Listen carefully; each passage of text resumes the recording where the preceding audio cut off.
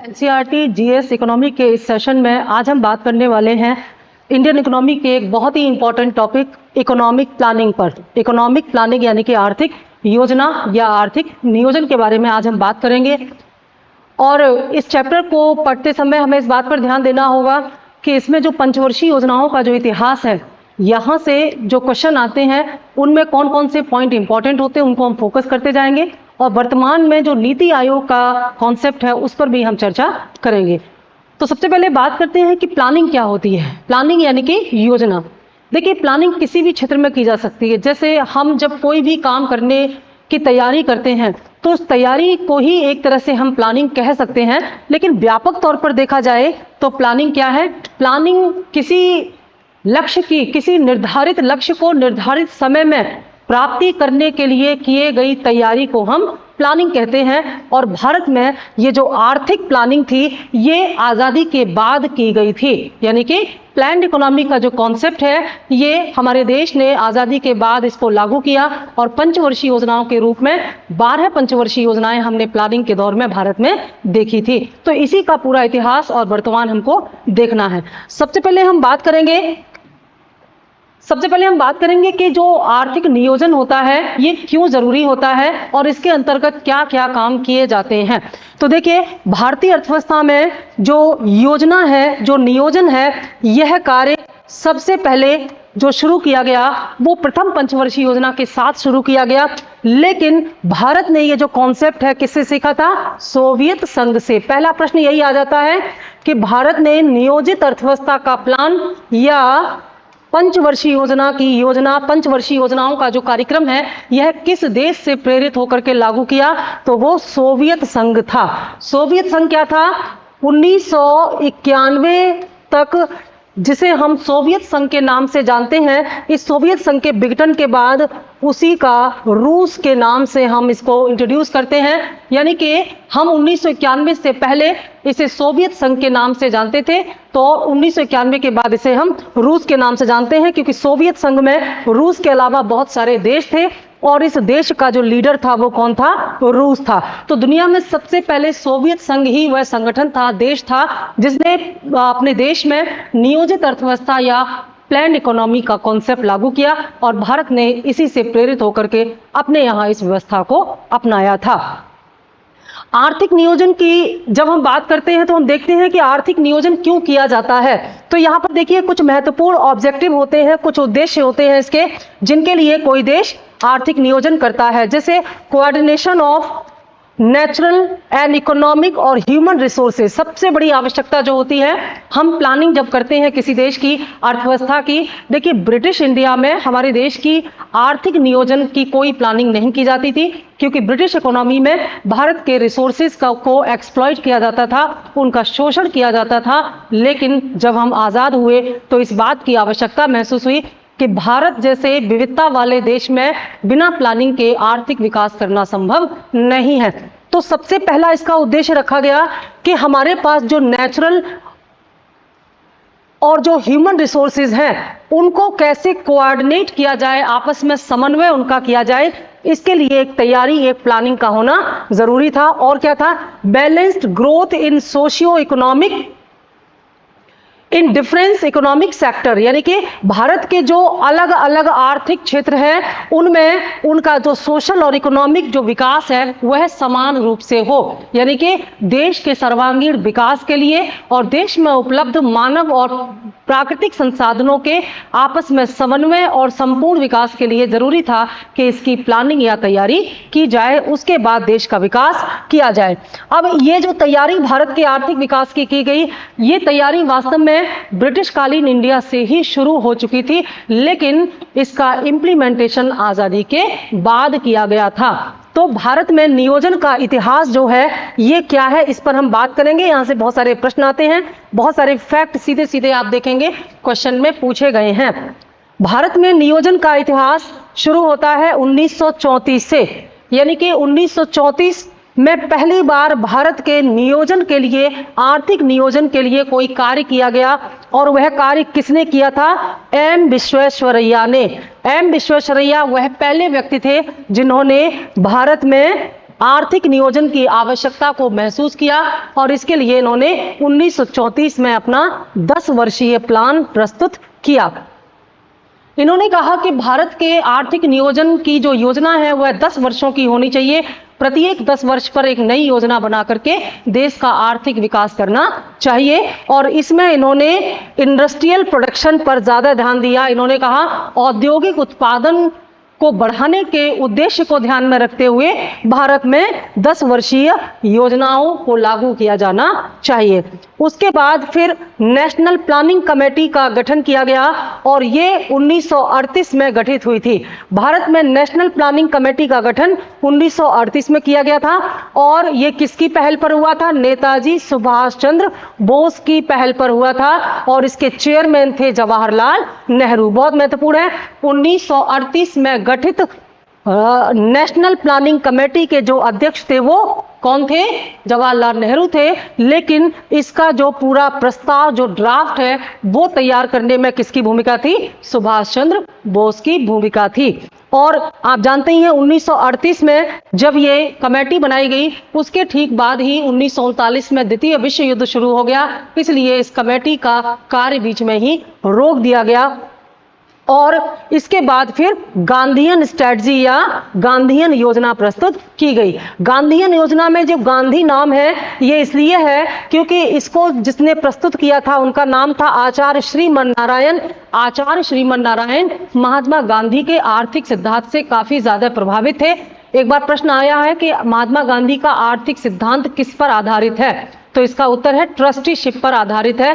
यानी कि महात्मा गांधी जो ट्रस्टीशिप है, ट्रस्ट होते हैं, उसके कॉन्सेप्ट पर विश्वास करते थे और इनका मानना था कि भारत में उद्योगों का संचालन इसी ट्रस्टीशिप की विचारधारा के आधार पर होना चाहिए।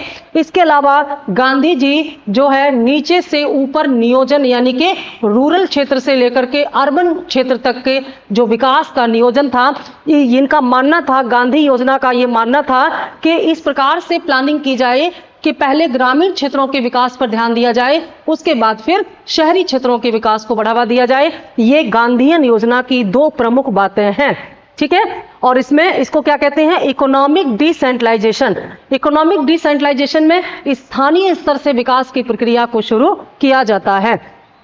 इसके बाद अगला प्रयास किया गया बॉम्बे प्लान के रूप में। बॉम्बे प्लान 1944 में लाया गया और सर पुरुषोत्तम दास ठाकुरदास, मिस्टर JRD टाटा और 6 अन्य जो उद्योगपति थे उन्होंने भारत के नियोजन के लिए एक प्लान प्रस्तुत किया जिसे बॉम्बे प्लान के नाम से जाना गया। और इस बॉम्बे प्लान का जो उद्देश्य था वह था भारत में प्रति व्यक्ति आय को 2 गुना करना। ऑब्जेक्टिव क्या था? डबलिंग पर कैपिटा इनकम, यानी कि भारत की प्रति व्यक्ति आय को 2 गुना करने के उद्देश्य से ये बॉम्बे प्लान 1944 में प्रस्तुत किया गया था। उसके बाद बॉम्बे प्लान यहां दोबारा रिपीट हो गया, इसको छोड़ देते हैं। प्लानिंग कमीशन फिर आया। प्लानिंग कमीशन देखिए वो क्या थी? प्लानिंग कमेटी, ये क्या है? प्लानिंग कमीशन, जिसे हम हिंदी में क्या बोलते हैं? योजना आयोग। योजना आयोग जो है 2015 तक भारत में रहा और इसकी स्थापना कब हुई थी? 1950 में। बहुत ध्यान देने वाली बात है। तो भारत में 1950 से लेकर के 2015 तक इस प्लानिंग कमीशन या योजना आयोग के द्वारा ही भारत की 5 वर्षीय योजनाओं की नियंत्रण और उनकी जो एक तरह से उनके प्रस्ताव हैं वो तैयार किए जाते थे। लेकिन 1 जनवरी 2015 को अब योजना आयोग का स्थान किसने ले लिया है? नीति आयोग ने ले लिया है। नीति आयोग क्या है? National institute for transforming India. ठीक है। तो ये जो नीति आयोग है, वास्तव में नीति आयोग के आने के साथ ही योजना आयोग समाप्त हो गया था। लेकिन भारत की 12 पंचवर्षीय योजनाओं के इतिहास को जानने के लिए हमें थोड़ा सा प्लानिंग कमीशन या योजना आयोग को भी जानना होगा। तो क्या है योजना आयोग? यहां पर समझते हैं। योजना आयोग की स्थापना मार्च 1950 में हुई थी और ये एक नॉन कॉन्स्टिट्यूशनल बॉडी थी। नॉन कॉन्स्टिट्यूशनल बॉडी का मतलब क्या है कि योजना आयोग का वर्णन भारतीय संविधान में नहीं किया गया, बल्कि अलग से एक मंत्रिमंडलीय प्रस्ताव के द्वारा योजना आयोग की स्थापना की गई। क्यों? क्योंकि पंचवर्षीय योजनाओं को लागू करने के लिए योजना आयोग की आवश्यकता थी। यह एक केंद्रीय संस्था के रूप में काम करती थी। यहां पर हम थोड़ा सा नियोजन को संविधान से जोड़ करके भी समझ लेते हैं। हमारे संविधान की समवर्ती सूची में नियोजन विषय को शामिल किया गया है। संविधान में 3 अनुसूचियां हैं, आप जानते हैं। इन अनुसूचियों में केंद्र और राज्यों के बीच में विषयों का बंटवारा किया गया है कि केंद्र और राज्य किन किन विषयों पर कानून बना सकते हैं। तो नियोजन या प्लानिंग, देश के आर्थिक विकास की प्लानिंग एक ऐसा विषय है जिसे समवर्ती सूची में रखा गया है और समवर्ती सूची में स्थापित होने के कारण भारत के नियोजन में केंद्र और राज्य दोनों का साथ साथ होना जरूरी है। तो इसीलिए केंद्रीय स्तर पर जब प्लानिंग कमीशन का गठन कर दिया गया तो राज्य स्तर पर एनडीसी का गठन भी किया गया, नेशनल डेवलपमेंट काउंसिल या राष्ट्रीय विकास परिषद के रूप में। तो राष्ट्रीय विकास परिषद की स्थापना कब हुई थी? 6 अगस्त 1952 को हुई थी और ये क्या है? ऑल्सो नोन एज राष्ट्रीय विकास परिषद, इस नाम से भी जानते हैं। और जैसे कि प्लानिंग कमीशन एक नॉन कॉन्स्टिट्यूशनल बॉडी था, वैसे ही ये जो एनडीसी है ये भी एक नॉन कॉन्स्टिट्यूशनल बॉडी के रूप में स्थापित किया गया। यानी कि प्लानिंग कमीशन और नेशनल डेवलपमेंट काउंसिल या राष्ट्रीय विकास परिषद, इन दोनों का ही संविधान में कहीं कोई उल्लेख या वर्णन नहीं है। ध्यान दीजिएगा, नीति आयोग का भी संविधान में कोई वर्णन नहीं है। इस प्रकार के प्रश्न भी पूछ लिए जाते हैं। तो ये अस्तित्व में आए तो केंद्र की तरफ से योजना आयोग और सभी राज्यों की तरफ से राष्ट्रीय विकास परिषद, ये दोनों संस्थाएं मिलकर के भारत में पंचवर्षीय योजनाओं का निर्माण और संचालन करती। इनमें पंचवर्षीय योजनाओं के निर्माण में योजना आयोग की भूमिका बहुत ही महत्वपूर्ण थी, जबकि एनडीसी का काम था इन पंचवर्षीय योजनाओं को अंतिम स्वीकृति प्रदान करना। इनमें सभी राज्यों के जो मुख्यमंत्री हैं वो शामिल होते हैं। ठीक है, अब आ गया तीसरा, नीति आयोग। पूरा नाम हमने इसका बताया, पूरा नाम जरूर याद कर लीजिएगा। कब आया है ये? 1 जनवरी 2015 के अस्तित्व में आया और national institute for transforming India के नाम से इसे जाना जाता है। नाम से ही स्पष्ट हो रहा है, एक ऐसी संस्था जो कि भारत को ट्रांसफॉर्म करेगी। ट्रांसफॉर्मेशन क्या होता है? जैसे भारत अभी विकासशील है तो इसको विकासशील से विकसित में ट्रांसफॉर्म या परिवर्तित किया जाएगा। इस प्रकार की नीतियां लागू की जाएंगी। ठीक है, ये तारीख भी याद रखना। आगे बढ़ते हैं। अब देखिए यहां पर योजनाओं के प्रकार दिए गए हैं कि किसी देश में कितने प्रकार से प्लानिंग की जा सकती है। कुछ प्रकार योजनाओं के निर्माण के आधार पर हैं तो कुछ प्रकार योजनाओं को लागू करने से संबंधित हैं। इन पर थोड़ी सी बात कर लेते हैं। राज्य और बाजार के अंतर संबंध के आधार पर, यानी कि जो on the basis of state and market inter relation. State का मतलब क्या है? सरकार। मार्केट का मतलब क्या है? बाजार। हम इसको ऐसे भी देख सकते हैं, मार्केट का संबंध यहाँ प्राइवेट सेक्टर से है और स्टेट का संबंध है सरकारी क्षेत्र से। तो सरकार और राज्यों के बीच, सरकार और प्राइवेट क्षेत्र के बीच आपस के संबंधों को ध्यान में रख करके कितने प्रकार से किसी देश में प्लानिंग की जा सकती है वो यहाँ पर बताया गया है। 2 प्रकार यहाँ पर दिए गए हैं, इंपरेटिव प्लानिंग और इंडिकेटिव प्लानिंग। बहुत महत्वपूर्ण है ये, इसको समझते हैं।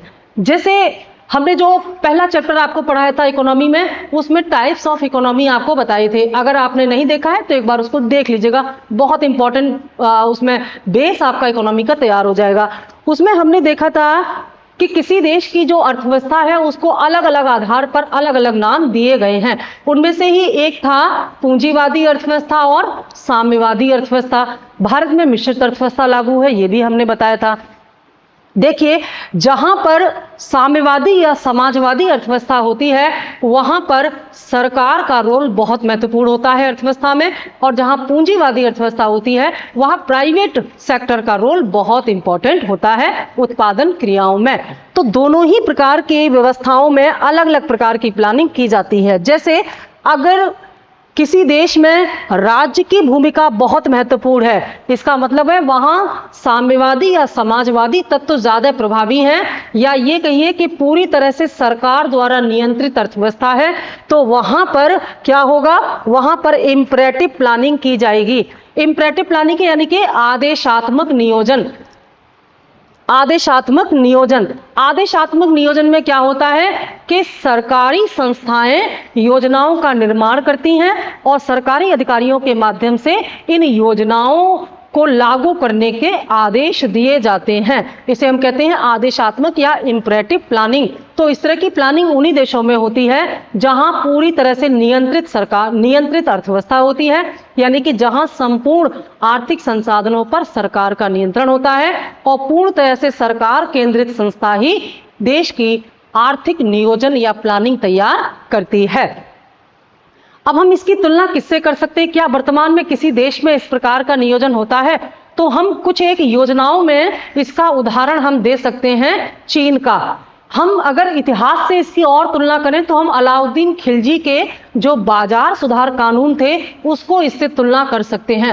अलाउद्दीन खिलजी मध्यकालीन इतिहास का एक ऐसा शासक था, दिल्ली सल्तनत का, जिसने बाजार सुधार लागू किए और इस बाजार सुधार को के समय ही उसने कैंटीन व्यवस्था की, जिसमें सरकारी कीमत पर सरकारी दुकानों के माध्यम से किसी व्यक्ति को वस्तुएं खरीदने और बेचने का अधिकार दिया गया था, यानी कि पूर्ण तरह से सरकार द्वारा नियंत्रित बाजार व्यवस्था वहां पर थी। तो ऐसा ही हम चीन के बारे में वर्तमान में देखते हैं। जैसे चीन ने अपने देश की जनसंख्या को नियंत्रित करने के लिए जो पॉपुलेशन पॉलिसी बनाई, उसमें वन चाइल्ड पॉलिसी को फोर्सफुली लागू किया गया। सरकारी मशीनरी के माध्यम से इस वन चाइल्ड पॉलिसी को जनता पर थोपा गया और उसको पूरा करने के आदेश दिए गए। जबकि भारत की जो जनसंख्या नीति है उसमें हमने इंपरेटिव के स्थान पर इंडिकेटिव प्लानिंग को फॉलो किया है। इंडिकेटिव प्लानिंग में क्या होता है? संकेत किया जाता है, आपको प्रोत्साहित किया जाता है कि आप किस प्रकार से अपने परिवार को संतुलित रख के देश की जनसंख्या को संतुलित रख सकते हैं और देश के विकास में योगदान दे सकते हैं। जैसे हमारे यहाँ बहुत सारे प्रचार अभियानों के द्वारा सीमित परिवार रखने का प्रोत्साहन दिया जाता है, ना कि जबरदस्ती जनता पर दबाव बनाया जाता है। तो सांकेतिक नियोजन एक ऐसी प्लानिंग होती है जिसमें कि सरकार प्राइवेट क्षेत्र को आदेश नहीं देती, बल्कि उसको यह संकेत करती है कि वह किन किन क्षेत्रों में किस प्रकार से अपनी पूंजी का निवेश करके देश के विकास में सहयोग कर सकते हैं। हम कह सकते हैं यहाँ पर थोड़ा सा और डिटेल्स में अगर जाएं कि वर्तमान में जो पब्लिक प्राइवेट पार्टनरशिप का मॉडल है, लोक निजी भागीदारी, जिसमें कि सरकार और प्राइवेट सेक्टर मिल करके तमाम उद्योग चला रहे हैं, तमाम आर्थिक गतिविधियां कर रहे हैं, तो ऐसे मॉडल में सरकार प्राइवेट सेक्टर को आदेश नहीं दे सकती, बल्कि उनको संकेत कर सकती है और उनका सहयोग कर सकती है। तो वर्तमान संदर्भ में अधिकांश देशों ने इस सांकेतिक नियोजन को अपनाया है। भारत में भी कई योजनाओं में सांकेतिक नियोजन को ही अपनाया गया है। ठीक है, अगला नियोजन का प्रकार क्या है? किस आधार पर? प्रक्रिया के आधार पर। प्रक्रिया के आधार पर केंद्रीकृत योजना और विकेंद्रित योजना, यानी कि सेंट्रलाइज्ड प्लानिंग और डिसेंट्रलाइज्ड प्लानिंग की जा सकती है। केंद्रीकृत योजना क्या होती है? केंद्रीकृत योजना में किसी भी देश की योजना या आर्थिक विकास की संपूर्ण नीतियां केंद्र स्तर पर किसी केंद्रीय संस्था द्वारा बनाई जाती हैं और बाद में उन्हें देश भर में लागू किया जाता है। जबकि विकेंद्रित नियोजन में स्थानीय स्तर पर नीतियों के निर्माण और संचालन की व्यवस्था की जाती है। इसके मामले में हम कह सकते हैं कि कुछ योजनाओं में केंद्रीकरण और कुछ योजनाओं में विकेंद्रीकरण को ध्यान में रखा जाना चाहिए। कुल मिलाकर के ये जो जो स्थानीय योजना होती है, स्थानीय योजना में विकेंद्रीकरण और राष्ट्रीय योजनाओं में केंद्रीकरण की व्यवस्था होनी चाहिए। राष्ट्रीय योजनाएं जैसे देश की विदेश नीति है, जैसे रक्षा नीति है।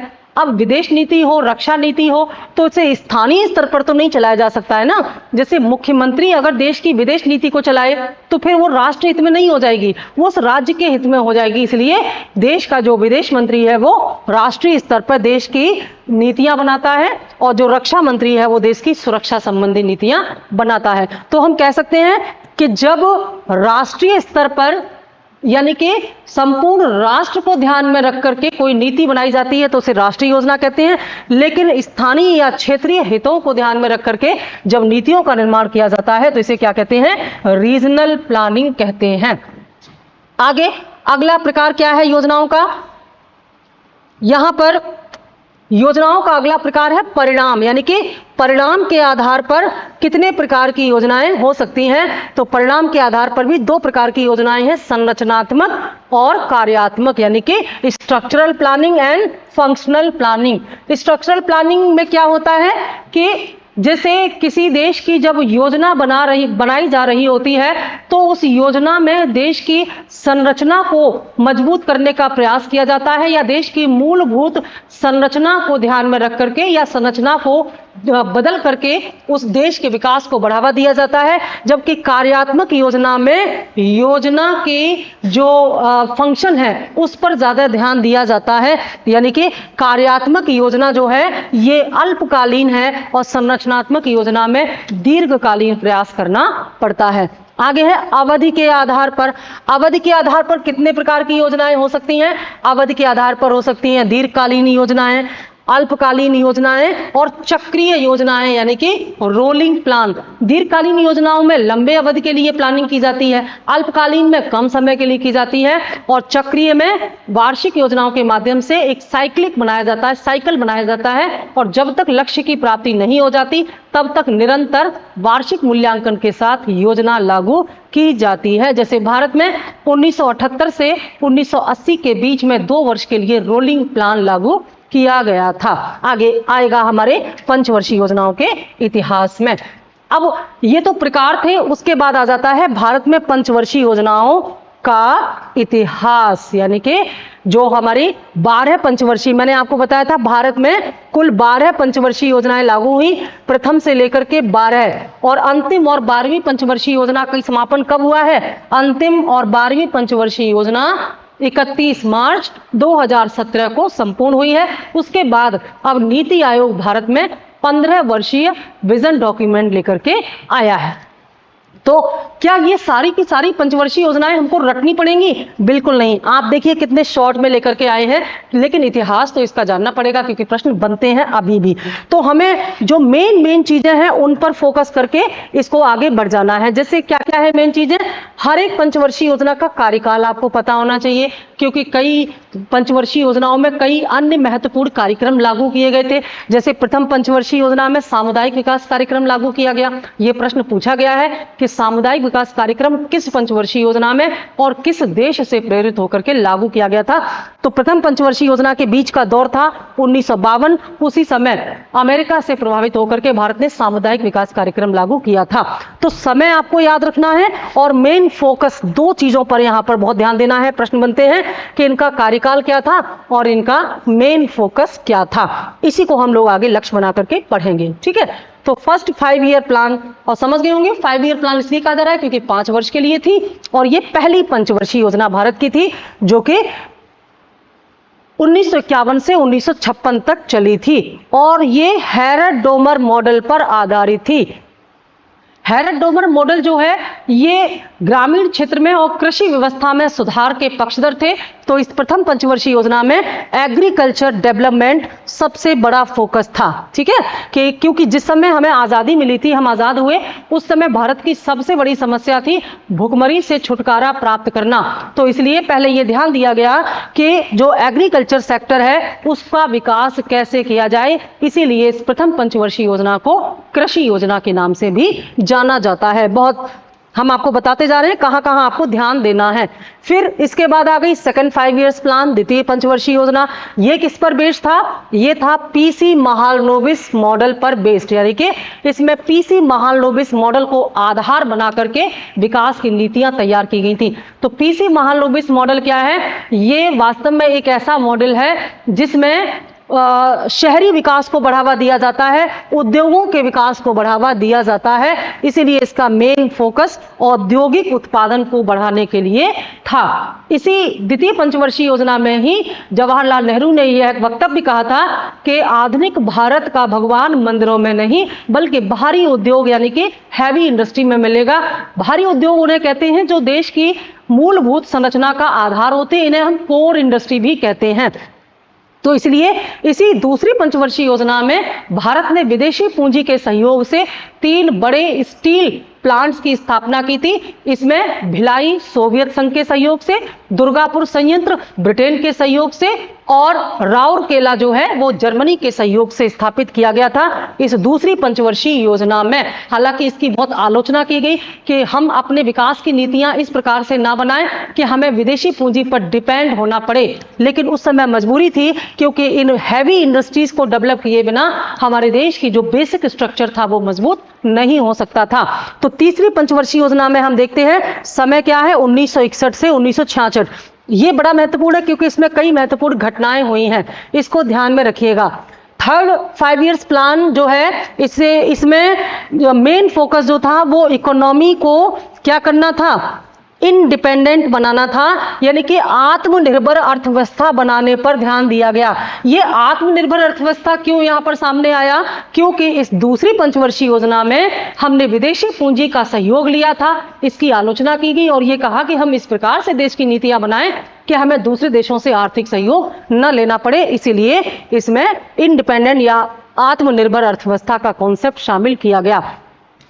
आप इस समय को ध्यान में देखें तो इसी समय भारत में चीन के साथ युद्ध हुआ, भारत चीन युद्ध हुआ और भारत पाकिस्तान युद्ध हुआ। इन दोनों युद्ध के कारण भारत की जो आर्थिक विकास था वह अवरुद्ध हुआ और भारत के संसाधन अब अर्थव्यवस्था के विकास के स्थान पर अब सुरक्षा यानी कि रक्षा पर खर्च किए जाने लगे।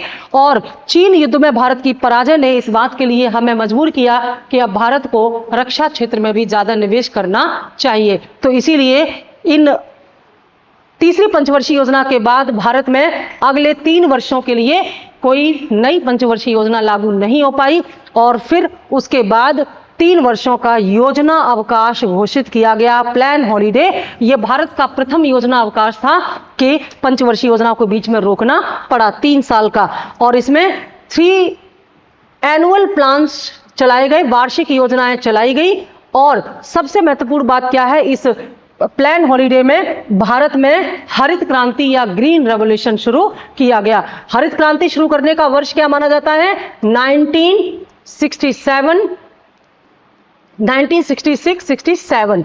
इस वर्ष भारत में हरित क्रांति शुरू हुई और इस हरित क्रांति ने भारत में गेहूं के उत्पादन में क्रांति ला दी। तो ये महत्वपूर्ण कार्य ये पूछ लिया जाता है कि किस समय भारत में हरित क्रांति लागू की गई या प्रयोग किया गया, तो वो या तो प्रथम योजना अवकाश होगा या फिर तीसरी और चौथी पंचवर्षीय योजना के बीच का मध्य अवकाश, इस प्रकार से पूछा जाएगा। ठीक है, आगे आ जाते हैं। चौथी पंचवर्षीय योजना, 4th 5 इयर्स प्लान का समय है 1969 से 1974 का समय है और मेन फोकस इस पर किसका था, ग्रोथ विद स्टेबिलिटी, यानी कि हमें ऐसी वृद्धि चाहिए जो स्थिर हो, स्थिरता के साथ विकास। ऐसा इसलिए क्योंकि इससे पहले हमारी अर्थव्यवस्था क्या हो गई थी, अस्थिर हो गई थी। और तीसरी पंचवर्षीय योजना भारत के नियोजन के इतिहास में अब तक की सबसे फेल्योर योजना मानी जाती है। ठीक है, उसके कारण भी थे। तो चौथी पंचवर्षीय योजना में यह कहा गया कि हमें स्थिरता के साथ विकास करना है और इसी चौथी पंचवर्षीय योजना में इंदिरा गांधी सरकार ने बहुत महत्वपूर्ण निर्णय लिया और वो क्या था, 14 मेजर बैंक्स वर नेशनलाइज्ड, यानी कि 14 बड़े प्राइवेट बैंकों का राष्ट्रीयकरण कर दिया गया, इनको सरकारी बैंक में परिवर्तित कर दिया गया। ये उस समय बहुत बड़ा फैसला था। वास्तव में इंदिरा गांधी का ये जो डिसीजन है ये सोवियत विचारधारा से प्रेरित था और सोवियत यात्रा से आने के बाद इंदिरा गांधी ने यह फैसला लिया कि भारत में पब्लिक सेक्टर में पब्लिक वेलफेयर के लिए इन प्राइवेट बैंकों को नेशनलाइज्ड किया जाएगा, जिससे कि ये जनता के हित में, गरीबों के हित में काम कर सकें। तो ये एक बड़ा फैसला यहां पर इंदिरा गांधी सरकार ने चौथी पंचवर्षीय योजना में किया था। पूछा जाता है कि भारत में 14 बैंकों का राष्ट्रीयकरण किस पंचवर्षीय योजना में किया गया था? तो वो चौथी योजना थी। ठीक है। फिफ्थ 5 ईयर प्लान, पांचवी पंचवर्षीय योजना 1974 से 1978। आप देख रहे हैं 4 वर्ष का ही समय दिखाई दे रहा है, तो इसका मतलब है कि यह योजना 5 साल तक नहीं चल पाई थी। राजनीतिक अवरोध के कारण इसे 1 वर्ष पहले ही समाप्त कर दिया गया था। इसका जो समय था पहले वो 1974 से 1979 था, लेकिन बाद में इसको 1 साल पहले ही समाप्त कर दिया गया। इसका जो फोकस था, नारा दिया इंदिरा गांधी ने, गरीबी हटाओ। कई बार ये प्रश्न आया है, गरीबी हटाओ नारा किस पंचवर्षीय योजना में दिया गया था? तो यहां पर दिखाई दे रहा है 5वीं पंचवर्षीय योजना में गरीबी हटाओ का नारा दिया गया था। और इसी योजना में 20 सूत्रीय कार्यक्रम लागू किया गया था। 20.8 प्रोग्राम TPP यहां पर शुरू किया गया था और उद्देश्य था गरीबी को दूर करना। ठीक है, आगे चलते हैं। अब देखिए, 5वीं पंचवर्षीय योजना 1 वर्ष पहले ही समाप्त कर दी गई। नई सरकार आई जनता पार्टी की, और उस नई सरकार ने फिर से एक बार पंचवर्षीय योजनाओं को बीच में रोक दिया। ये पंचवर्षीय योजनाओं के इतिहास में दूसरी बार आया हुआ ब्रेक था। और इसी 2 वर्ष की अवधि में 1978 से 1980 में भारत में रोलिंग प्लान लागू किया गया, जिसे हम क्या कहते हैं? अनवरत योजना या चक्रीय योजना के नाम से भी जानते हैं। अनवरत का मतलब है यह योजना निरंतर चलती रहती है जब तक कि अपने लक्ष्य की प्राप्ति ना कर ले। इसका कोई समय निश्चित नहीं होता। लेकिन ये 2 वर्ष इसलिए चली क्योंकि फिर छठी पंचवर्षीय योजना लागू कर दी गई थी, और इसमें जो एक प्रकार से कुछ वार्षिक योजनाओं के माध्यम से इसमें आगे बढ़ाया गया। उसके बाद छठी पंचवर्षीय योजना आई 1980 से 1985, 1980 से 1985 के बीच में 6th 5 ईयर प्लान भारत में इंप्लीमेंट किया गया। और इसका जो मेन फोकस था वो क्या था? गरीबी को कैसे दूर किया जाए। गरीबी हटाओ का नारा 5वीं पंचवर्षीय योजना में दिया गया था, लेकिन इस छठी पंचवर्षीय योजना से भारत में बहुत सारे जो वेलफेयर प्लानिंग है वो इंप्लीमेंट किए गए, जिससे कि गरीबी दूर हो सके। और इसी के अंतर्गत बहुत सारी जो स्कीम्स हैं, जो कल्याणकारी योजनाएं हैं, वो लागू की गई थी। 7th 5 ईयर्स प्लान जो है ये 1985 से 1990 के बीच में चला है। ये जो समय आप देख रहे हैं 1985 से 1990, ये अंतरराष्ट्रीय राजनीति की दृष्टि से बहुत ही उथल पुथल का समय था। सोवियत संघ जो था अब ये धीरे धीरे विघटन की ओर जा रहा था, और भारत की आर्थिक विचारधारा सोवियत संघ की विचारधारा से प्रेरित थी। सोवियत संघ से प्रेरित होकर के ही भारत ने अपने यहाँ पंचवर्षीय योजनाएं लागू की। उसी से प्रेरित होकर के हमने बैंकों का राष्ट्रीयकरण किया। तमाम ऐसी योजनाएं थी जो भारत ने सोवियत विचारधारा से प्रेरित होकर के लागू की थी। लेकिन आर्थिक कारण और तमाम अंतर्राष्ट्रीय कारणों की वजह से अब सोवियत संघ विघटित होने वाला था। तो 1980 से लेकर के 1990 के 10 वर्ष कुछ ऐसे थे अंतर्राष्ट्रीय जगत में जिनकी वजह से सोवियत संघ कमजोर पड़ा और उसका विघटन होने की प्रक्रिया शुरू हुई, जो कि 1990 में पूरी हो गई। दिसंबर 1990 में सोवियत संघ का विघटन हो गया था। इसी समय भारत में जब ये 1985 से 90 की योजना बनाई गई तो उसमें यह कहा गया कि अब क्योंकि सोवियत संघ का विघटन होने के बाद क्या होने वाला था, सोवियत संघ का विघटन होने के बाद अब पूरी दुनिया में गुटबंदी समाप्त होने वाली थी। जो गुटबंदी शीत युद्ध के दौरान अमेरिकी गुट और रूस के गुट यानी कि पूंजीवादी और साम्यवादी गुट के बीच का जो शीत युद्ध था वो समाप्त होने वाला था। तो पूरी दुनिया स्वतंत्र व्यापार करती, और इस स्वतंत्र व्यापार में हमें एक नई टेक्नोलॉजी की जरूरत थी। इसीलिए इसमें अपग्रेडेशन ऑफ टेक्नोलॉजी यानी कि अपनी तकनीक को, अपनी टेक्नोलॉजी को अपग्रेड करने की आवश्यकता महसूस हुई। और कॉन्सेप्ट क्या रखा गया? सेल्फ सफिशिएंट इकोनॉमी यानी कि आत्मनिर्भर अर्थव्यवस्था की स्थापना की जाएगी। एक ऐसी अर्थव्यवस्था की स्थापना की जाएगी जो आत्मनिर्भर हो, क्योंकि हम अभी तक बड़ी मात्रा में कच्चे तेल का आयात करते थे, और जब अंतर्राष्ट्रीय स्तर पर हलचल मच रही थी इसी समय गल्फ कंट्री में भी तमाम क्राइसिस उत्पन्न हुई, जिनकी वजह से भारत के कच्चे तेल के आयात की समस्या और ज्यादा गहरी हो गई, और हमारे जो विदेशी मुद्रा का संकट था वो धीरे धीरे हमारे सामने आने लगा। विदेशी मुद्रा भंडार में निरंतर होने वाली कमी और खाड़ी देशों में होने वाला संकट, इसके अलावा सोवियत संघ का विघटन, इन तमाम समस्याओं ने भारत को अपनी अर्थव्यवस्था में बड़े परिवर्तन करने के लिए मजबूर किया। और यह काम भारत ने कब किया?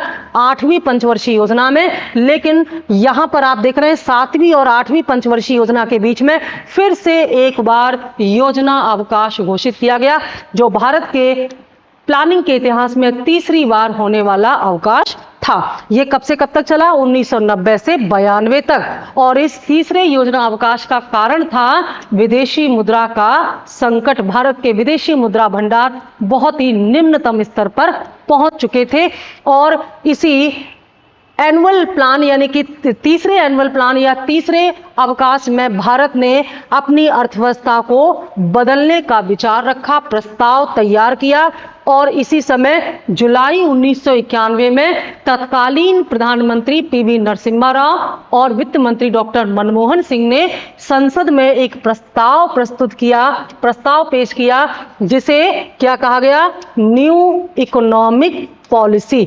न्यू इकोनॉमिक पॉलिसी यहां पर प्रस्तुत की और इस न्यू इकोनॉमिक पॉलिसी में एलपीजी का कॉन्सेप्ट अपनाया गया, लिबरलाइजेशन, प्राइवेटाइजेशन एंड ग्लोबलाइजेशन। उदारीकरण, निजीकरण और वैश्वीकरण का प्रस्ताव इसमें प्रस्तुत किया गया, जिसमें यह तैयारी की गई थी कि किस प्रकार से हमें वैश्विक स्तर पर होने वाले परिवर्तन के लिए अपनी अर्थव्यवस्था को तैयार करना है। और इसी एलपीजी के प्रपोजल के बाद भारत सरकार ने अपनी अर्थव्यवस्था को व्यापक रूप से परिवर्तित कर दिया। 1991 से पहले की हमारी जो अर्थव्यवस्था थी वह कैसी थी? 1991 से पहले की हमारी अर्थव्यवस्था सोवियत विचारधारा से अत्यधिक प्रभावित होने के कारण उसमें सरकार का नियंत्रण अधिक था। लेकिन इस 1991 के सुधार में हमने अर्थव्यवस्था को उदार कर लिया, इसको लिबरल कर लिया, उदार कर लिया। और क्या किया? तमाम सरकारी क्षेत्र जो थे उन्हें प्राइवेट सेक्टर में क्या कर दिया गया? कन्वर्ट कर दिया गया, या सरकार ने अपना डिसइन्वेस्टमेंट कर दिया, प्राइवेटाइजेशन को बढ़ावा दिया गया। और जो अब तक हम क्लोज्ड इकोनॉमी थे, अब हम ग्लोबल इकोनॉमी के रूप में परिवर्तित होने लगे, यानी कि ग्लोबलाइजेशन के एक नए कॉन्सेप्ट को हमने स्वीकार किया। तो अब भारत की 1991 के बाद की भारत की अर्थव्यवस्था कैसी थी? उदार थी, प्राइवेटाइजेशन को बहुत ज्यादा महत्व देती थी और ग्लोबलाइजेशन को भी महत्व देती थी। तो इसीलिए हम 1991 से पहले और 91 के बाद की अर्थव्यवस्था को अलग अलग पढ़ते हैं। आगे चैप्टर इसमें आएगा उद्योग, उसमें इसको और ज्यादा डिटेल्स में हम बताएंगे कैसे सरकार ने अपनी लाइसेंस पॉलिसी को बदल के इस नए कॉन्सेप्ट का इंप्लीमेंटेशन भारत में किया था। तो एक बहुत बड़ा सुधार, यानी कि इस आर्थिक सुधार, अगर कभी इस प्रकार से पूछा जाए कि भारत में आर्थिक सुधार की प्रक्रिया 1991 की आर्थिक सुधार की प्रक्रिया किस पंचवर्षीय योजना में लागू की गई, तो अगर उसमें ऑप्शन हो 7वीं और 8वीं के बीच में तो आप वो लगाएंगे, या तीसरे मध्यावकाश में, या फिर अगर इन दोनों में से कोई भी ना हो तो 8वीं पंचवर्षीय योजना भी लगा सकते हैं। 8वीं पंचवर्षीय योजना भारत में आर्थिक सुधार के बाद लागू होने वाली पहली पंचवर्षीय योजना थी। और इसमें किस चीज को प्रायोरिटी दी जा रही थी? इसमें ह्यूमन रिसोर्सेज को डेवलप करने पर ज्यादा ध्यान दिया जा रहा था। पहली बार हमारी पंचवर्षीय योजना में ह्यूमन को रिसोर्सेज माना गया और उसको एज अ रिसोर्सेज तैयार किया गया। ह्यूमन रिसोर्सेज का मतलब होता है हमारे देश में ऐसे युवा जो कि कुशल हो, प्रशिक्षित हो, उनको तैयार किए जाने की जरूरत थी, क्योंकि अब खुली अर्थव्यवस्था के अंतर्गत भारत का व्यापार पूरी दुनिया के साथ होना था और पूरी दुनिया भारत के साथ व्यापार करती। ऐसे में इंटरनेशनल लेवल की स्किल हमारे पास होनी जरूरी थी। तो इसीलिए लक्ष्य रखा गया मानव संसाधन का विकास करना या ह्यूमन रिसोर्सेज को डेवलप करना। ठीक है, और इसी समय नरसिम्हा राव ने इसको न्यू इकोनॉमिक पॉलिसी को लॉन्च किया था। अगला नवी पंचवर्षीय योजना 1997 से 2007 के बीच में, इसमें किस पर फोकस था? इसमें था ग्रोथ विद सोशल जस्टिस, यानी कि जो मुख्य लक्ष्य था इस योजना का सामाजिक न्याय के साथ साथ विकास, यानी कि हमें ऐसा विकास चाहिए जो कि सामाजिक न्याय के आधार पर टिका हो। सामाजिक न्याय का मतलब होता है किसी के साथ अन्याय नहीं होना चाहिए, सबके साथ न्याय होना चाहिए। इस बात को इसमें ध्यान रखा गया, क्योंकि अब भारतीय अर्थव्यवस्था को विश्व व्यापार के लिए खोल दिया गया था। ऐसे में इस बात की बहुत आशंका थी कि भारत का जो वर्ग है एक, उसके साथ कोई शोषण न हो, उसका किसी तरह से एक्सप्लॉयटेशन न हो। इस बात का ध्यान इसमें रखा गया था कि हमें ऐसा विकास चाहिए जिसमें सबके साथ न्याय किया जाए। ठीक है। 10th 5 ईयर्स प्लान 2002 से 2007 के बीच में लागू हुआ और इसका जो मुख्य लक्ष्य था वो क्या था? पर कैपिटा इनकम को बढ़ाना और ग्रोथ टारगेट को 8% तक लाना, जीडीपी दर को 8% पर लाना इसका लक्ष्य था। लेकिन 7.6% की जीडीपी लक्ष्य इसमें प्राप्त किया गया था। यहां पर जो मनरेगा योजना थी, मनरेगा नरेगा के रूप में शुरू हुई थी, इसी 10वीं पंचवर्षीय योजना में यह भी प्रश्न पूछ लिया गया है। इस नरेगा को बाद में 2009 में महात्मा गांधी के नाम से 2 अक्टूबर 2009 में इसमें महात्मा गांधी जोड़ दिया गया, तो ये मनरेगा बन गया। तो पूछा गया है मनरेगा किस पंचवर्षीय योजना में लागू की गई थी, तो वो 10वीं पंचवर्षीय योजना होगी। उसके बाद 11वीं पंचवर्षीय योजना का कार्यकाल 2007 से 2012 था और इसका लक्ष्य क्या था? इसकी थीम थी रैपिड एंड इंक्लूसिव ग्रोथ, यानी कि हमें तीव्र और समावेशी विकास करना था। एक ऐसा विकास जो तेजी से हो, यानी कि हमारी जीडीपी दर निरंतर बढ़े, साथ ही साथ समावेशी हो, इंक्लूसिव हो। समावेशी ग्रोथ का मतलब होता है जिसमें सभी क्षेत्रों का विकास हो और सभी वर्गों का विकास हो। इसको ध्यान में रखा गया था। अंतिम और 12वीं पंचवर्षीय योजना 2012 से 17 तक थी और इसकी थीम थी फास्टर, यानी कि faster, more inclusive and sustainable growth. देखिए ये कहा गया कि हमारी जो वृद्धि दर है वो बहुत तेज होनी चाहिए, समावेशी यानी कि इंक्लूसिव होनी चाहिए और सस्टेनेबल यानी कि पोषणीय होनी चाहिए। जहां पर सस्टेनेबल शब्द आ जाता है वहीं पर एनवायरनमेंट या पर्यावरण भी आ जाता है। तो इस 12वीं पंचवर्षीय योजना का लक्ष्य रखा गया था एक ऐसी वृद्धि जो पहले से ज्यादा तेजी से हो, इंक्लूसिव हो और सस्टेनेबल हो, टिकाऊ हो, स्थायी हो। इस लक्ष्य के साथ 12वीं पंचवर्षीय योजना शुरू की गई और इसमें जीडीपी टारगेट रखा गया था 8%, लेकिन प्राप्ति हुई 7.1। तो जितनी भी पंचवर्षीय योजनाएं आपने पढ़ी हैं उनमें सबसे ज्यादा जीडीपी लक्ष्य जो प्राप्त हुआ है वो 10वीं पंचवर्षीय योजना में हुआ है। ये भी ध्यान में रखते हैं। अब 12वीं पंचवर्षीय योजना की समाप्ति के साथ ही भारत में 5 ईयर्स प्लान भी समाप्त कर दिए गए और नीति आयोग ने प्लानिंग कमीशन को रिप्लेस कर दिया और उनकी जगह पर पंचवर्षीय योजनाओं के स्थान पर नीति आयोग 15 वर्षीय विजन डॉक्यूमेंट लेकर के आया है और इन 15 वर्षीय विजन डॉक्यूमेंट को यह अलग अलग पीरियड में बांट करके लागू करेगा, जिसके लिए अलग अलग लक्ष्य यहां पर निर्धारित कर रखे हैं। हम जब इकोनॉमी का करंट आपको बताएंगे वहां पर बताएंगे कि नीति आयोग का जो 15 वर्षीय विजन डॉक्यूमेंट है वो किस प्रकार से लागू किया गया और उसके परिणाम क्या क्या थे। तो ये था हमारा पंचवर्षीय योजनाओं का इतिहास और भारत में प्लानिंग का इतिहास। इसमें जो जितनी भी पंचवर्षीय योजनाएं हैं उनमें जो मुख्य फोकस है उनको हमने यहाँ पर पॉइंटेड कर दिया है, उनको जरूर पढ़ लीजिएगा। Thank you.